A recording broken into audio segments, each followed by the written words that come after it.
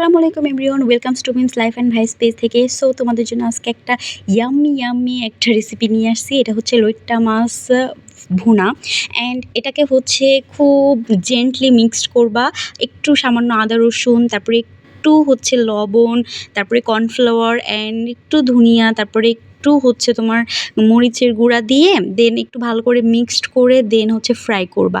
আর এই ফ্রাইটা হচ্ছে খুব জেন্টলি করতে হবে, কারণ মাছটা খুবই সফট আর লইট্টা মাছ সফট থাকে। আর এইটা একদম আপুর হাতের রান্নাটা ছিল, পুরা কক্সবাজারের লইট্টা মাছ। আমরা যখন কক্সবাজারের লইট্টা মাছ খেয়েছি, তো ওইটার আর এইটার সেম টেস্ট, এই জন্য আমি এটা ভিডিও করে রেখেছি তোমাদের জন্য। দেখছো কালারটা কত পারফেক্ট এসেছে। দেন হচ্ছে ফ্রাই করা শেষে তোমরা ওই অয়েলের ভিতরে হচ্ছে দিয়ে দিবা হচ্ছে অনিয়ন, অনেকগুলো দিচ্ছে আপু। তারপরে হচ্ছে সুন্দর করে একটু পানি দিয়ে যেন লেগে বা পুড়ে না যায়, এরপরে একটু হলুদের গুঁড়া দিয়েছে, তারপরে এখন মরিচের গুঁড়া দিল, এরপরে লবণ দিবা।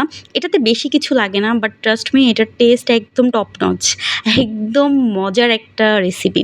এরপরে হচ্ছে এটা সুন্দর করে কষাবা, তারপরে হচ্ছে এটাতে কিউব করে টমেটোগুলাও স্লাইসগুলো দিয়ে দিবা।